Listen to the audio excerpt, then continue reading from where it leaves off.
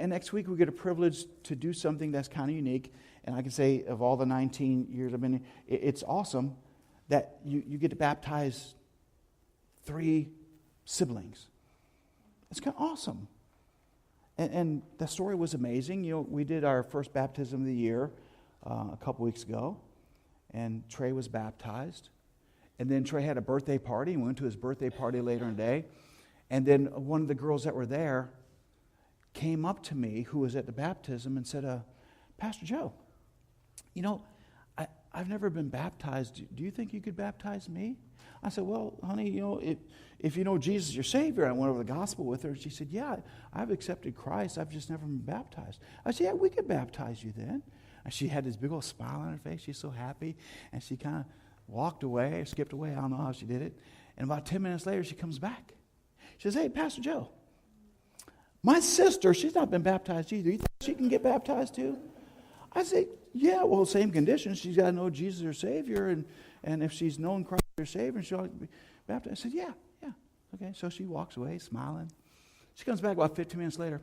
Pastor Joe, I got another sister. And I was telling her, and she's wondering, can she be baptized with us? I said, how many sisters you got? And so we met with them last week, and all of them have accepted Christ, and all of them get baptized next week. Isn't it great when a household comes to know Christ at the same time? And her mom says, you don't have any idea how much that blesses my heart that all my girls are going to be baptized together. So when you read statements like this, he says, greet those who are of the household or narcissist. It could be that the whole household came to know Christ at the same time. And that meant something special to Paul, because it is special. That this household heard the gospel, and the mother and the father and children all accepted Christ as their Savior. It's incredible. He says, greet them, because they meant something to Paul. And he says in verse 12, greet Tryphena and Tryphosa, who have labored in the Lord. And greet Persis, and who's labored much in the Lord. And I'm wondering if this is a set of twins, Tryphena and Tryphosa. I don't know. They could be. It could be a brother and sister, a husband and wife, Priscilla, Aquila. But he says, greet both of them because they've labored in the Lord. You say, are they male or female? So I look at the name and I go, uh-huh. I have no idea if it's a male name or female. I don't know. I don't know if they're husband and wife, brother or sister, cousins.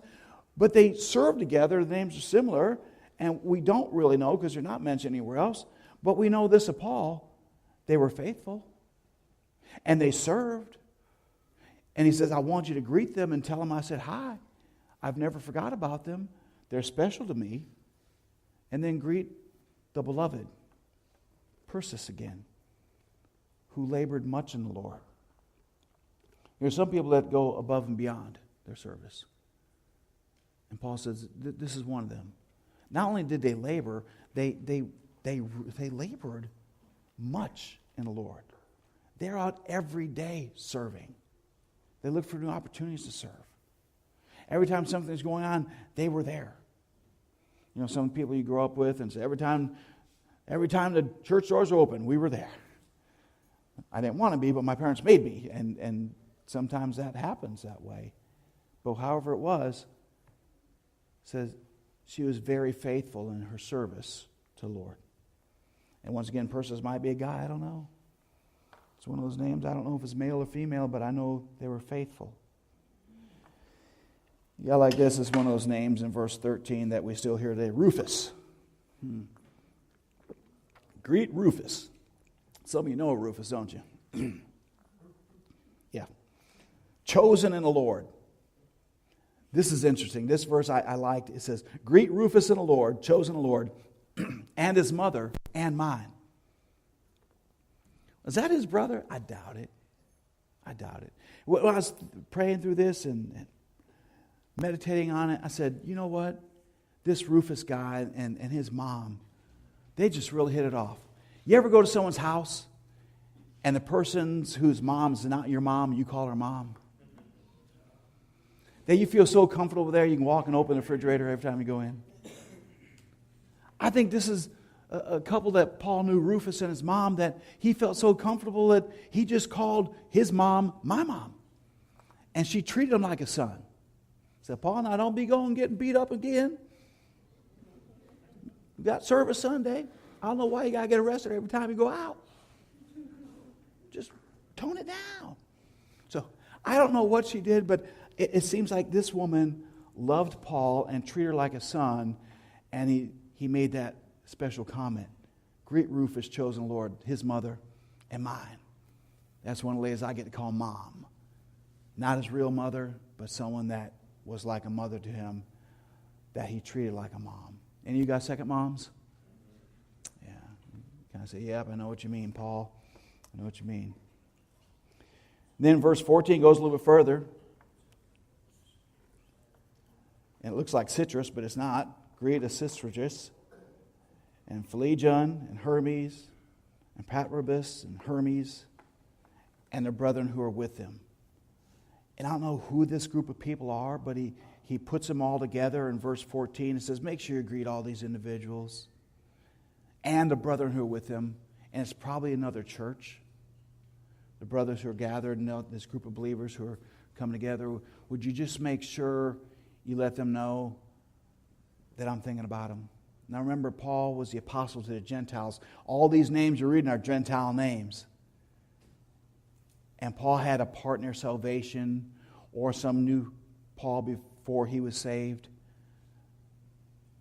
But this Gentile believers, this old Jew, was fond of them and had this great relationship with them and would never ever forget them. You get verse 16, 15, or 16, 15. And Philologus, and Julia, and Nereus, and his sister, and Olympus, and all the saints who are with them. Could be another church again. Greet his other house church, all these people here. Greet them and let them know I'm thinking about them. And just so he doesn't forget, all the saints who are with him. He uses brethren one time and saints next. It's interchangeable, but fellow believers. Paul's saying, I want you to let the other believers know I'm thinking about them. Those there, and if I miss anyone, just let them know. All the saints who are there, just tell them I said hi, please. I'm thinking about them. Remember, Paul wants to come to Rome, but he doesn't know when. He'd like to go to Spain first, and he is going to make it to Rome, and he's going to be incarcerated there, and Paul's not going to leave Rome, but he doesn't know when. He says, I want you to just greet him for me until I can greet him myself. Just tell him I said hi until I can be there with him. And then in verse 16, it ends with this. Greet one another with a holy kiss. The churches of Christ greet you. Greet another with a holy kiss. I think, what does that actually mean? I know we hug each other and we say hi, and if people start kissing you on the cheek, it might freak you out a little bit. But when we go over and preach in third world countries, that's how they leave the church. When you preach, you go to the back door and the whole church comes by and everyone comes up and gives you a kiss on the cheek. The first couple times, like, whoa, okay. And just every single, guys, girls, they come, you just give you a kiss on the cheek and they keep going. That means you're well received. That you're one of us. And they appreciated worshiping with you. It's a little bit different, but it's nice. It's friendly. You could tell that they care about you. No one slapped me. That's good. I'd rather just kiss you. Now, the first time it happened, our first mission trip, well, we went to Haiti first, but we went to Costa Rica. It was funny. And I was sitting on a bench, we're talking, and Ariel was playing basketball with some other people, and we had to leave, we had to get back. So, okay, we got to leave. And we didn't know the culture at that time in Costa Rica, we didn't know. And Ariel didn't know, and so they got ready to leave. And they said, bye, and a young man leaned forward to kiss Ariel on the cheek, and she cocked back like this.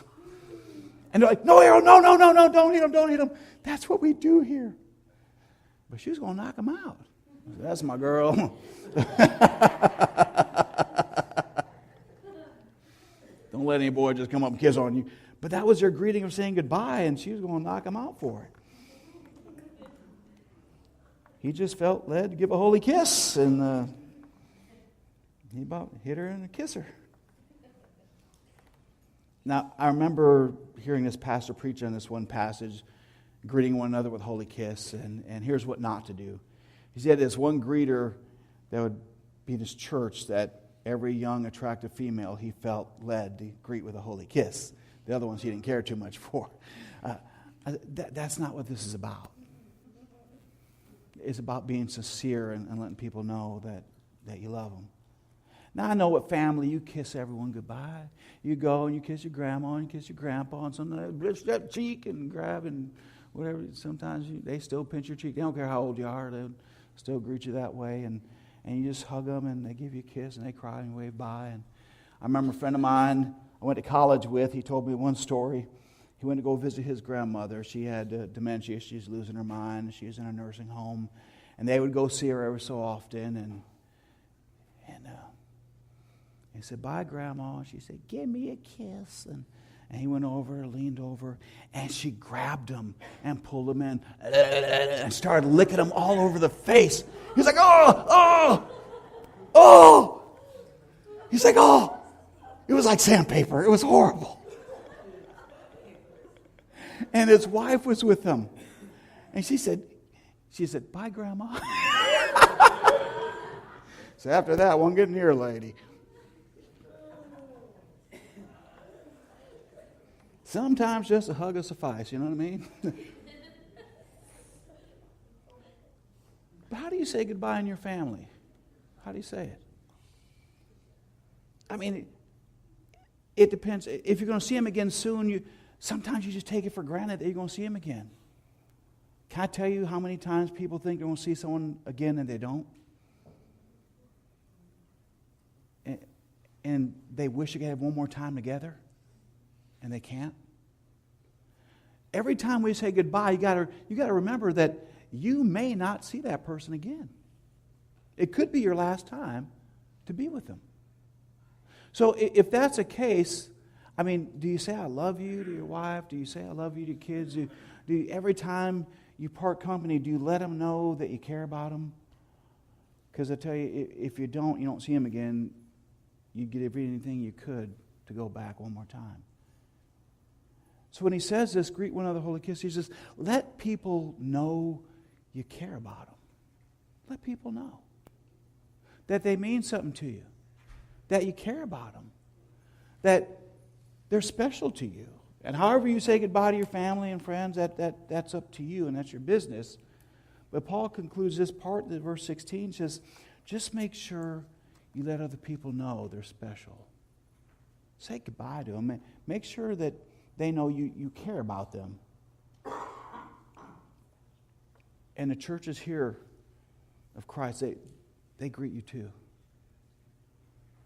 So, Paul wraps up with this summons, and we're going to look at the rest next week. We'll finish up 16, and we're going to do some other series after that. We have some series preaching coming up. We're going to touch on some topical series that I think you're going to enjoy. We've been book preaching for a long time, but we're just going to wind up and do some series for a little bit. And I think you'll enjoy it. But I have enjoyed going through the book of Romans with you and looking at this. And this one in particular. I first said, man, we're going to preach through 16. It's just greet. And I studied it more. I started looking at it. I said, this is pretty awesome.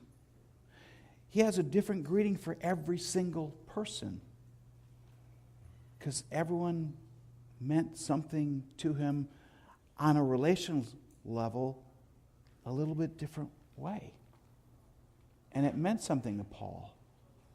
And sometimes you think people in ministry, they don't need to really be encouraged. Oh, yes, they do. They do. And Paul appreciated every single person that he's talking about. They were special to him.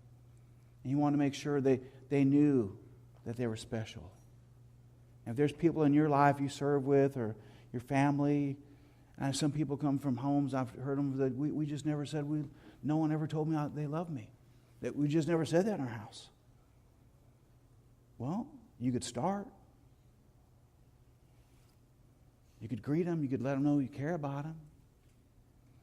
You could make sure that the people who are around you, who you care for, know that you're thinking about them. There's nothing wrong with that. You don't have to greet them with a holy kiss. And sometimes it might be your cousin. You just put him in a headlock and give him a noogie. I don't know. No, he cut it out. Well, he knows you care about him, right? until you get that bald spot. Then you have to, no.